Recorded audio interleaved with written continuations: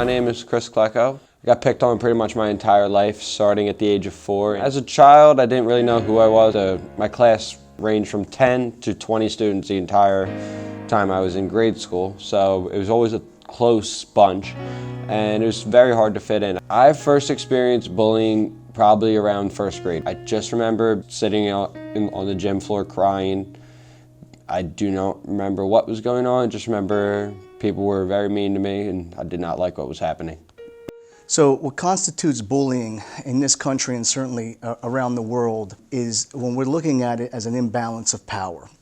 So essentially, whether it's one person or multiple parties involved, they're trying to impact hardship on the victim or victims in many different ways. I was picked on for being white. People think people that are white don't experience racism, but it happens. Race-related bullying is significantly associated with negative emotional and physical health effects.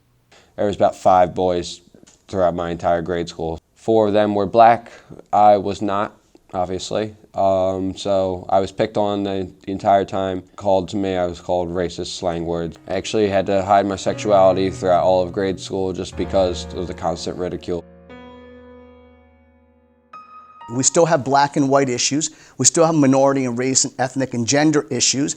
You can talk about academics all you want, but there's thousands of kids every day, right, that come to school and universities and they're studying and they're dealing with that bullying as a silent threat. I probably realized how much it was affecting me at around 2nd or 3rd grade. It kind of became hard to function in school.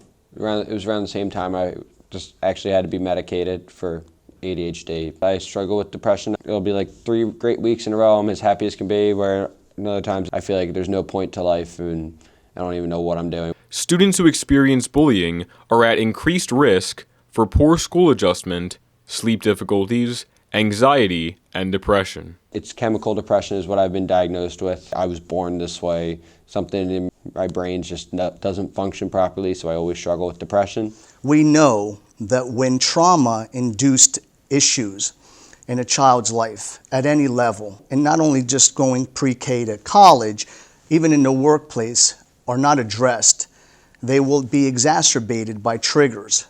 My most recent job, I was constantly picked on for my mental illness. I was called retard all the time by my boss, actually. He was later fired for this. That was just the most horrible feeling ever. If things are not addressed from a therapy, or what we're talking about, trauma-informed care, or the new buzzwords which have to be instilled, not just trauma-informed care, but restorative justice practices, where we are empowering young people to collaboratively resolve problems. I had depression, but it didn't really affect me that much until the bullying started. Once bullying started, it amplified it tenfold. I felt like I don't fit in anywhere I shouldn't belong. I was pretty much giving up on life. It's always been like a support system of friends that got me through everything. I'll never forget the one instance of a friend, Francis, driving me home from high school one day, and I told him about everything I was going through. He actually pulled over and looked at me, just got real pissed off and sorry for me that I wasn't talking to him about it. So from then on, until I actually lost contact with him, I talked to him every day about it, whatever I was going through, and he was there for me. Find that group of people who become your support system. My dad would always say, you got to be with people better than you, that allow you to rise to a level of being that champ. I do feel like I'm in a better place now because I am currently out of school and I'm kind of just with myself for now. I don't really have to deal with anybody. Go on and fool. Nothing really gets me out of the bad mood. It's just basically, I know it's just temporary, so I just ride it out, wait for it to stop. Yeah, just sit and wait. I know it'll get better eventually. It's basically just a roller coaster of emotions throughout my entire life and just something I gotta deal with.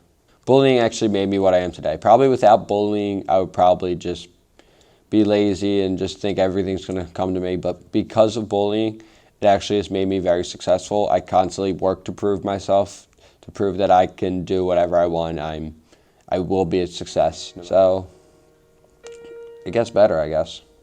I mean, it really does take an army of people to tackle this ever-growing, pervasive public health issue.